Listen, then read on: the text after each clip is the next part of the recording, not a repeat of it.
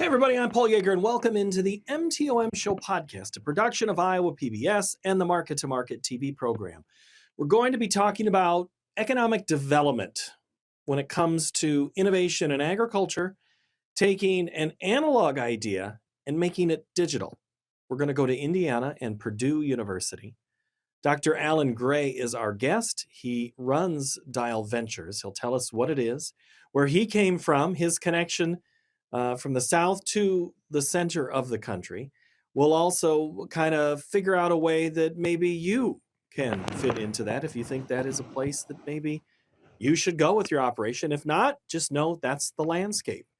Feedback for me, paul.yeager at iowapbs.org. Now, Dr. Allan Gray. We could talk about dialects all day. Texas is different than Indiana, so can they figure out yet where you're from when you talk to them? I like to think in all of my career, 23 years at Purdue now, people don't know two things. They're not exactly sure where I'm from, and they're not sure what my politics are. Those are two things I try to maintain as best I can. As a cloud of mystery, right? Yeah, that's right. Yeah. So Texas is where you're from. I think you said north of Dallas? Yeah, I grew up in a little town called Howe, Texas, just south of the Red River. Sherman, Denison, north of us, about 60 miles north of Dallas. Yep. Is that a ag background, or did you decide to go on the farm differently? Yeah, I grew up on a farm, kind of an old McDonald farm, if you will, back when we used to still have those. So wheat and corn, mostly on the crop side of things, grain sorghum, quite a bit of that, hogs, cattle. So a number of different things that we did. You know, when I left the farm to go to college, that's when we stopped growing hogs. Had something to do with loss to labor that was cleaning the hog pens, I think. So that's what I remember about that. The family's retired now, though. There's about roughly 300 acres that are owned by that family. My father and my uncle, they continue to run some cow-calf there. They're what's wrong with the cow-calf industry, Paul. They have zero intention of making any money, right? They just want it there to, one, keep themselves out of trouble with their wives, and two, to figure out how to minimize the tax burden. I understand that, and there's probably more in that. I think I've told the story before of my great-grandfather who used to say, you know, if you won $1 million, what would you do with it? And he says, I'd feed it in cattle until it was gone. He didn't care about the making money part. But so that being said of the history, you went the academic route. Did you ever have an intention of returning back to maybe make Old McDonald be New McDonald on your farm? Well, I did. Yeah, that's a good question. So a couple of things that I thought I would do. First, I thought I'd go back as the veterinarian. And then I took organic chemistry, and that convinced me I probably wasn't going to be a veterinarian. My brother is, by the way, in Sulphur Springs, Texas, so he managed organic chemistry better than I did. But I thought I'd go back to the farm, and then my dad reminded me after I'd broken a piece of equipment for the fourth time one summer that it'd probably be a better idea for me to stay in college, which is what I've done. I've stayed there as long as I can now. I think we had similar fathers. I did the same thing. I could break it, couldn't fix it. That was my issue. Academic, what was so organic chemistry doesn't work out. What drew you to economics or the study of innovation? Yeah, funny question, actually. Boy, you're asking me to reflect back on all of the life adventures here. So I was pretty big in FFA in high school, and was an officer at the district level, at the area level. Showed animals, always involved in parliamentary procedure competitions, things like that. And through that process, earned a scholarship, black scholarship, paid for most of my undergraduate education, but it needed to be in agriculture. That was the stipulation of scholarship. But I sort of liked accounting, believe it or not. And so I was looking for a way to mix agriculture and accounting when the organic chemistry didn't work out for me.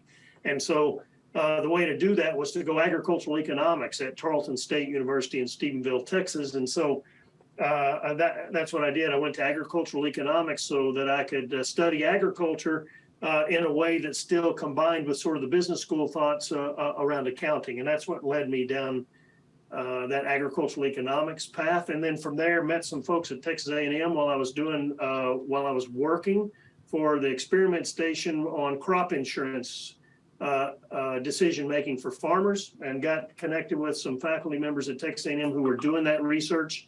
They offered me a position as a researcher at Texas A&M to get my master's degree, and I just got my master's, went on and got my PhD, and now here we are. Well, it's kind of the way agriculture, though, has gone. Accounting is probably more important to the business side, if not all of the sides of an operation, than maybe repairing equipment. I mean, you have to have a sharp pencil just as much as you have to have a sharp blowtorch. You know, I think today modern agriculture in the U.S., particularly Brazil, another place I've spent a lot of time, those two areas are two I think of as sort of really modern agriculture. Look, these are multi-million-dollar agribusiness companies. You don't run those things any longer out of a shoebox with some receipts that you hopefully didn't lose along the way, right? I mean, you know, we got a lot at stake in this industry. There's a lot of opportunity to make a living, to make a good living, to make a profit out of things, but you've got to be a very good business manager to do that. Technically, yes, there are people with skills in certain technical skills, whether that be in agronomy, or it's around animal husbandry, or it's around other technical pieces of the industry that you might bring to it. But the one that's pervasive is, if you can't run a sophisticated multi-million-dollar agribusiness today, you're going to be in trouble. And that includes accounting, for sure. Exactly. And it sounds like, are there more resources available to allow this to happen than there was before? Yes, I think so. I think, you know, increasingly you see, for example, what we do here at Purdue now in Dial, you know, there are digital tools that are becoming more and more available. And I think over time becoming more effective at what they do to help us in agriculture and in agribusiness broadly. In some ways, we're unique. I always hate to say it that way, Paul. Look, we're a business just like any other business, and people say, well, yeah, but agriculture is different. Well, it is. Why? Because it's personal. Because everybody has to eat. Because it's uncertain on the supply side and it's uncertain on the demand side. Okay, there's a number of reasons why we might be a little bit different than other industries, but by and large, we're the same as other industries with our specific nuances. What's happened is that the digital space, particularly, that's bringing the tools and technologies to help us be better at managing the business, are just now sort of getting to the point where they begin to understand our nuances so that we can apply those tools and techniques to make us better at decision making. At least that's my perspective. I kind of led you into what Dial is before saying, what is Dial? It has a name, but give us a background on it. Yeah, so we're known as Dial Ventures now, but Dial itself was originally Digital Innovation and Agri-Food Systems Lab. That's a mouthful.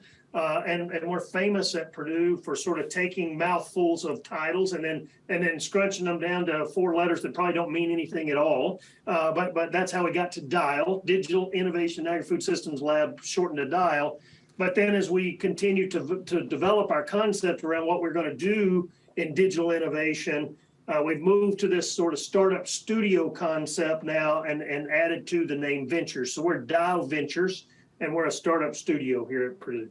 And that's still inside the university, or is that one of those we're across the street but yet connected?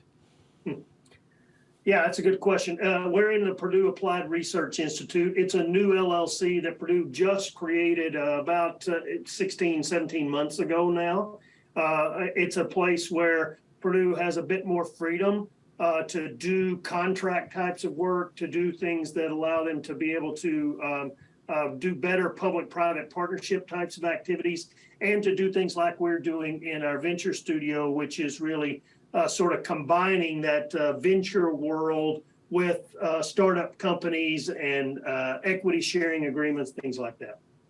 Well, the academic world has, I know the University of Iowa had a president recently that he was charged with make it more like a business, run the university more like a business, and it sounds like Purdue just took it and created a business, but not changed the focus there of the university. Yeah, I think, Paul, if you look at Purdue over the last decade, Mitch Daniels is our president, comes in. He's from the business world. He has a pretty business-oriented mind to the way we want to use the university. He's always said we want to be the easiest university in the world to do business with. And he meant that, I believe, during all of his tenure, he meant that. And I suspect, I don't want to put words in President Daniels' mouth, but I suspect at times he was frustrated because universities are notoriously difficult to do business with for a number of different reasons, many of which are quite legitimate, but it's difficult to do that. One of the interesting things was Purdue Applied Research Institute was created specifically to say, what else can we do to get away from some of the difficulties associated with doing business with the university. And I think it's been fairly effective so far at being able to do that. We're not the only ones to do this. The Georgia Technical Institute does this sort of stuff. Research Triangle Park and RTI out of North Carolina, they do these sort of things. So Purdue's not unique in its formation of this sort of institute. It's just a better vehicle for certain types of activity you want to perform that is more applied in its nature. Do you have a specific customer in mind of who you're serving? For Dial, that's a good question. So Dial serves the industry. So our job in Dial as a startup studio is to create startup companies that will help digitize the ag and food system, okay? Our primary customer for us is the industry itself. So lots of people will say, well, so startups are about disrupting the current industry that's there. And that's true, they do that. What we do is kind of flip it on its head a little bit and say, let's have the industry be involved from the start in the development of these startup companies, recognizing that most of our colleagues in the industry struggle, frankly, to do much that's disruptive innovation. A simple example, Syngenta will do a very good job of creating new chemistries to help manage crop protection issues at the farm level. That's innovation, that's not disruption.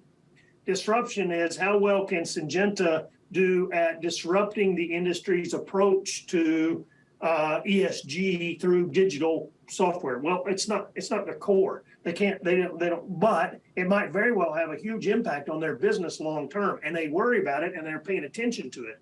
So we're trying to be the partner of the industry that says, let us do the disruptive work for you. And instead of you being disrupted in that process, you're learning right along beside us as we create these disruptive engines, and you're an investor. So you're invested in these startup companies, and as they grow and mature, you're going along with them. You understand what's happening, and if they become the right business for you, you can acquire them, right? And there now you're not being disrupted anymore. You're part of that disruption, which Paul, we need. I mean, I think McKinsey's the one who did the study of 22 industries. Food and agriculture is number 22 out of 22 with respect to digitization of its industry. And this is the problem we want to solve. And our partners aren't well suited to do that. The food and agribusiness industry is very good at what it does. It's also by and large analog. So how do you turn it into a digital system and make it more efficient, more effective, more transparent, more traceable? All of the pieces of the puzzle that we hear the buzz around that we want to try to solve, where digital has an opportunity to solve that. But that's what we're trying to do. So who is our customer? Our primary customer is the industry. Well, I think of the farmer who does so much with a cell phone. Are they a help to you when they've already adapted more of that digital sense of I can control things remotely, or I have spreadsheets? I mean, that's how I think of digital, and I think a lot of people think of digital. Am I accurate in my thinking of what digital means, or am I missing the lesson? Yeah, so I think those are the starts to digital. Those are some tools that are available to help us, right? Spreadsheets are they're digital, but they're not connected. Got right? it. So the problem is that lots of people have spreadsheets, which means they have data that's orphaned in different categories of the world, and they're not connected to each other in ways that actually create efficiency, effectiveness, traceability, transparency, those sorts of things, right? So we have some enabling tools there, but our ability to connect that system is still pretty poor, frankly. And so, if you talk with farmers like we do, we spend all day, every day talking with farmers and others across the industry. They'll tell you their number one challenge is the interoperability of data.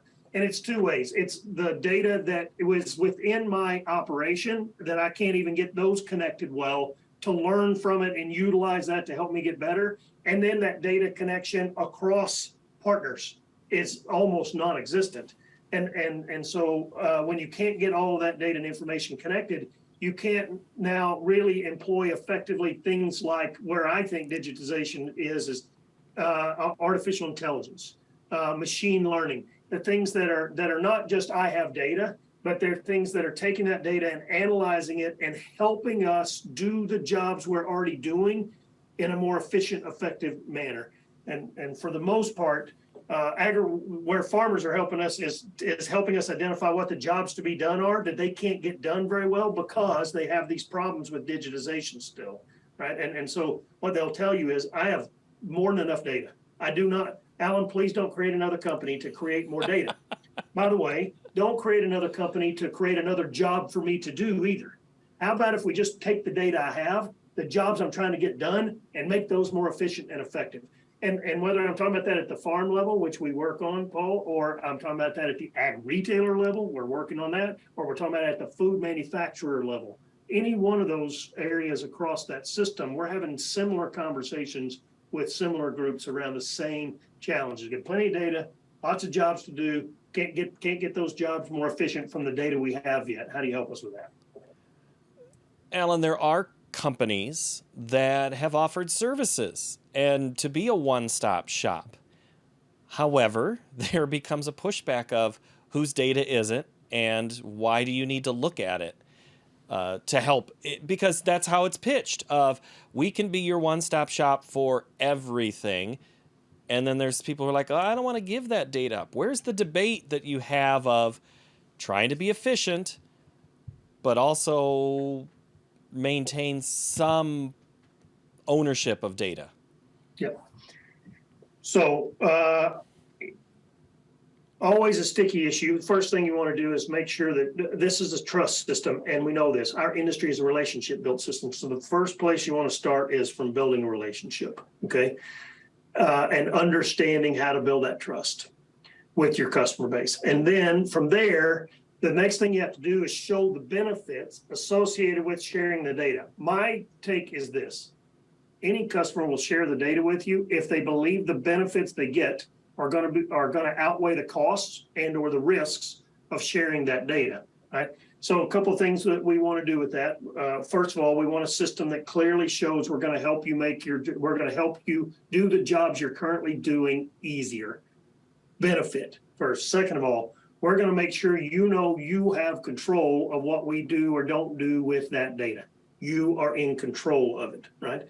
Now, in the end, Paul, we want to create the most benefit we can, and that probably means we need your data to do it. But we'll leave you in control of that, and we'll focus on here's the benefits you get from sharing it, right? That's our approach. That's our approach to it, is to maintain trust, make sure folks know that's what we're trying to do. So I'll give you an example of an idea that we're working on. Farmers are constantly working to try to improve their relationships with their landowners. And we've seen a number of different things happen in that space. You see people doing newsletters. They put together financials for each year for the farm or whatever to talk with their landowners about here's what I'm doing for your land. Idea being, it shouldn't always be about how much do I pay in cash rent, but maybe there's other benefits that come along with this. Well, we're trying to help create a digital system that'd be like a customer relationship management system. And it would track for every farm that a farmer's renting from a landowner. It would track every activity that farmer's doing on that farm. whether that be spraying, mowing the ditches, cover crops, whatever the case may be. The farmer chooses those things that they're going to collect, right? And it's in the cloud, but it's in their name. And then they decide what parts of that they want to share or don't share, okay? Now, what we can do with that data is within that data in the cloud, it's still your data. All we're going to do with it is we'll run a piece of software behind it that, for example, creates a custom newsletter from the data that you put up there. That custom newsletter is created so that you can share it with your landowner. We'll give you the right. Do you want to share raw data with your landowner? Only certain parts of it? Do you want to create a dashboard that your landowner can look at the dashboard, but it can't get to the data? Right? We'll help create that in a way that makes sense for you. Then over time, we see that data being collected. Well, that historical set of data, that's activity you've performed on that farming operation, is a valuable data set. What could we do with that? We could, for example, create an NFT. What is that? That's a digital signature of that data set. Now you own it, and it is your data with your signature on it that's immutable. It can't be changed. Okay. I could envision a future where you say, General Mills, would you like to rent this NFT from me for a period of time to show that you're investing in agriculture in places where ESG is a primary feature? And I have the data to back it up to show you what we've been doing that's very environmentally, socially, and governance sustainable, right? Okay, now we've created value with that data. And that's what we're trying to do here. Say, that's your data, Mr. Farmer. And by the way, you can choose to put it in that NFT and exchange it. And we'll help you with the exchange with people who might want to buy it. Or you can say, this is my data and I don't want to share it at all. That's up to you. Our job is to create benefits that you say, I want to share the data because it's valuable to me. That's a long answer for you to say, let's stay away from the legal, who owns it, who doesn't own it. Look, the person who creates the data owns the data. The question is it valuable when it sits there by itself? My view is probably not. But it's on us as a startup company to say, here's how we can create value from your data. Do you want to share it or not? Right. And I think of, yes, the landowner to renter relationship is one. You also said sustainability in there. There's an opportunity that agriculture as an industry as a whole could use data to therefore to fight against a perceived, you are polluting all of our water, you're doing things to the land, you're doing all of, there's the data to say, no, we're not. This is what is coming off of this waterway at this moment, if you want to say it's runoff or water or soil or however it is, that would be able to then tell the story.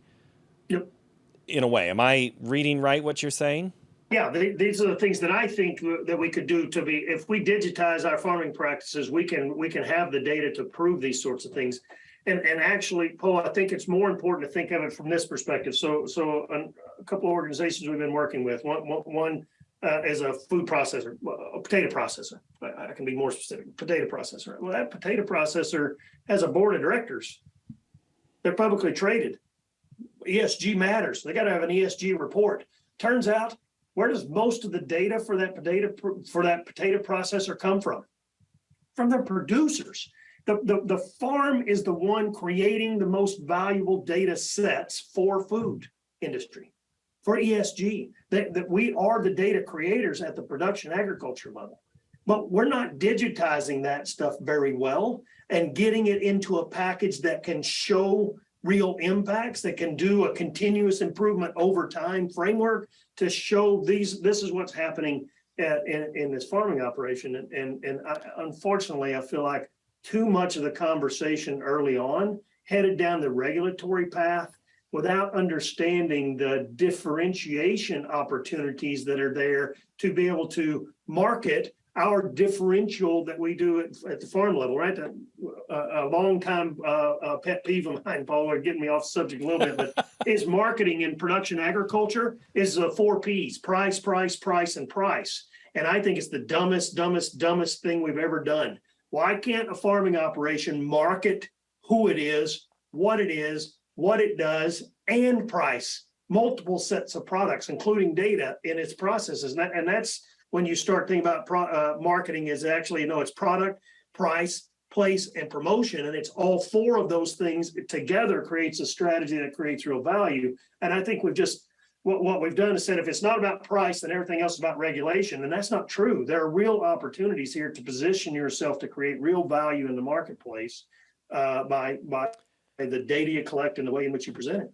Well, I think of production style agriculture, corn and soybeans, that fits in that price column more than changing the 4 Ps to be something different. I think of a farm that has maybe only 100 acres and has completely altered what they do with that acreage, and how they market a homegrown product or grass-fed beef or a specialty this or that. Sounds more like the marketing. So from what you're saying, it sounds like there's more opportunity for maybe a smaller producer to make a niche with this technology and digitization of agriculture. Did I No, get the I think lesson? no, I don't think that's true, Paul. I think Okay. I think it's both. I mean, certainly smaller farms, and they've been doing this for a while. Whether we're talking about farmer markets or creating special relationships with regional grocery stores, whatever the case, U-Picks, right, and come to the farm. There's a number of those different things, and certainly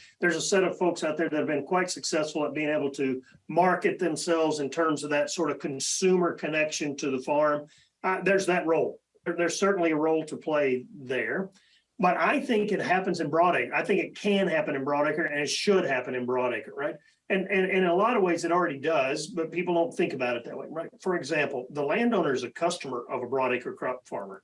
A broadacre crop farmer's primary job, if you think about it, because by and large, they lease 60% or more of their land these days. They're basically a land manager for a customer called a landowner. There's plenty of marketing to be done in that space for sure, right? And that creates a real benefit to me if I'm good at it. If I'm good at managing that land and I'm good at communicating how well I'm managing that land, that makes for a much more preferred approach. And increasingly now, I believe that same broadacre crop has opportunities to market what they do to Microsoft, to AWS, to Kroger, to McDonald's, because those folks want to show for their investors that, listen, we're investing in the things that are better for our planet. We have to show that. So today, I don't like getting into this market too much because it's a rabbit hole, but today it's carbon sequestration, right? Yeah. So your ability to market what you do, collect the data, and prove what you do with respect to carbon sequestration is an opportunity to create value. Is it of high value? I don't think so. Is it a long-term market? I'm doubtful about that. But I do think I think it's a microcosm of the things that we do in agriculture beyond, I grow corn and soybeans. Well, yes, you grow corn and soybeans. You protect soil health. You protect water quality. You protect air quality. You maintain a diverse set of organisms in your soil. There's just a number of different things that are increasingly important to consumers and board members of these publicly traded companies that we produce in production agriculture. Well, let's collect that stuff, market it effectively, and create value from that.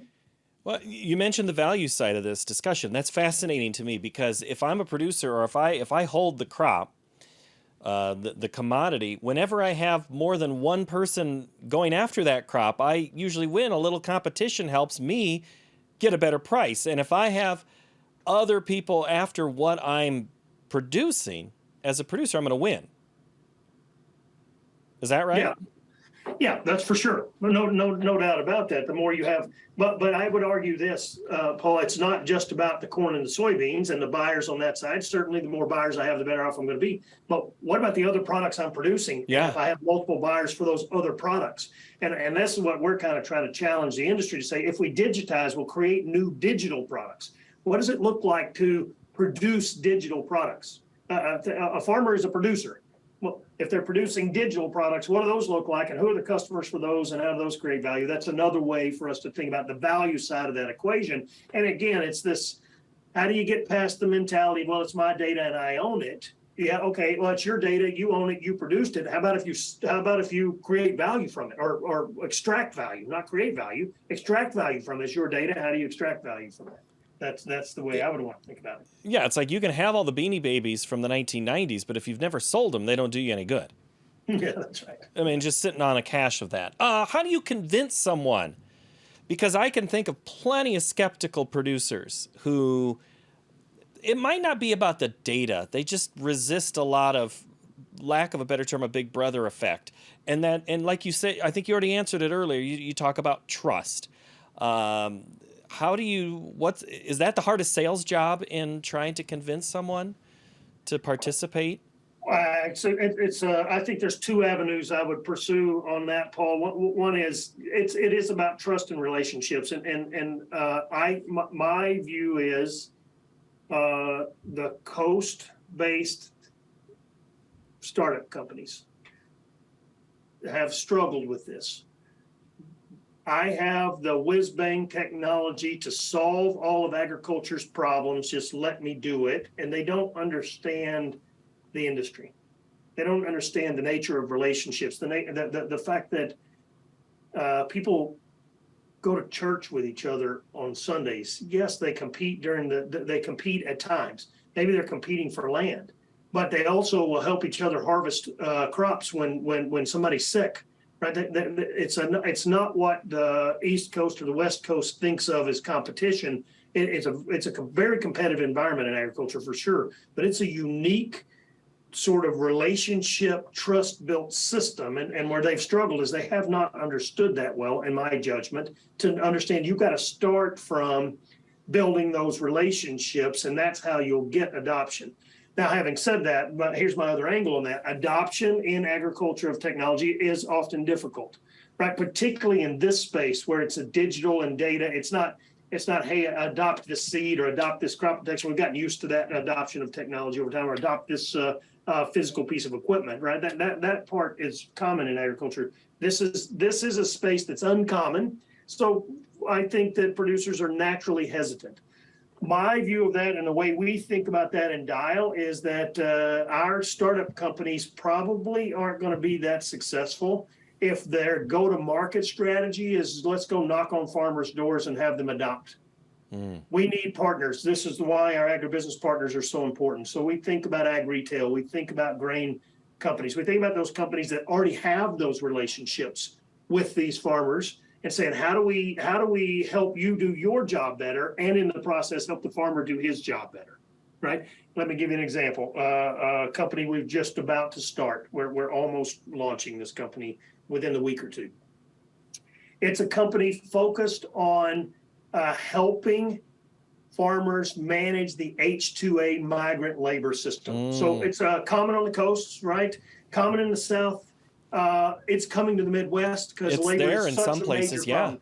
Well, H-2A labor is a gigantic mess. It's an unbelievably complicated system. We don't even have time to get into it today, but it's a very complicated system that involves the government, and it involves a number of different players along the channel.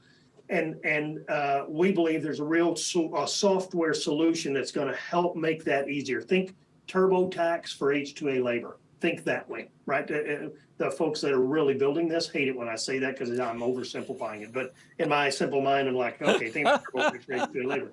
Look, we could have created this company and said, let's go door to door to every farmer we can find who needs H-2A labor and see if they'll adopt our system. Okay, we'd be forever trying to make any impact with that. And every sell is a tough sell. But you find out, actually, there are visa processors that process these visas. There's probably only about 25 of them. They process all of them.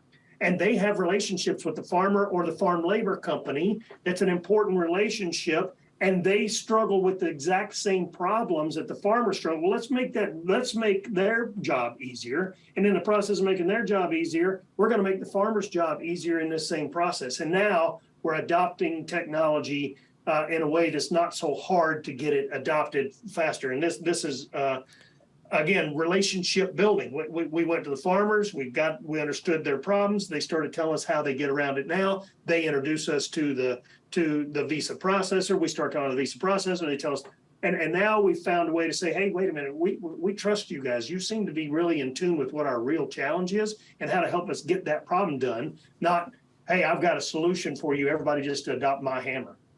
Right. And anytime that you can cut help in a day, half a day on H2A labor is huge, because whether it is the labor used in the daily dairy barn or in picking raspberries, blueberries, whatever the labor is, days matter. And if you can help the efficiencies, it sounds like it's that would be a successful thing. Yeah, that's right. That's right. That's what we're trying to do. All right, real quick, let's close with this, Dr. Gray. Economic headwinds overall facing agriculture here in the next 6 months. What do you see? I think we've still got supply chain disruption challenges that, in some ways you get tired of hearing that. Everything today is blamed on supply chains. That's the way you get out of it, is say everything is based on supply chains. I see those supply chains getting better. Russia, Ukraine notwithstanding, but we're now seeing shiploads of wheat coming out of there. I see that, even if it's herky jerky and a little bit slow, even that's going to start to get better. So what do you see? Well, I mean, if I'm looking at the tea leaves, I always say predictions are dangerous, but I'll give it a shot. I suspect commodity prices face headwinds. And then the question is, well, what happens to our inputs? They'll come down, but they usually don't come down as fast. So pretty good year economically. Overall, it depends on where you are, what kind of weather situations you had, which particular commodities you were in. But there could be some pretty good year. This could be a pretty good year. Actually, 21 wasn't bad. I think 22 could be a pretty good year. The other turn on that is probably coming. 23 and 24, you want to think about that the commodity side is going to turn down. The inputs will come with it, but it takes time. Particularly, you think about fertilizers. They typically don't come down as fast. So you end up in this sort of negative territory for a little bit as the systems adjust to each other. So I see those as the major headwinds, as we're probably coming off of a major disruption cycle that likely took us way up, and then it's going to bring us right back down where we probably need to be. Everybody doesn't like to hear that, but farmers will tell you too. Listen, there's no better way to destroy a market than $8 corn. That'll destroy a market in a hurry, because people start looking for alternatives quickly, and if you're in the fertilizer market, the same thing. Hey, there's nothing that destroys a fertilizer market worse than $1,800 a ton nitrogen, because people start looking for alternatives for nitrogen. And that makes a big difference for you. So I think most everybody would rather see those things come back into some normal pricing range, but the adjustment periods are always difficult. We always find a way. We have to get innovative, and that's what we're talking about today. Dr. Allan Gray, thank you so very much for the time. I appreciate it. Thanks, Paul. Feedback for the program or me, market to market at iowapbs.org is the email address you should use. We'll see you next Tuesday for another episode of the MTOM Show podcast.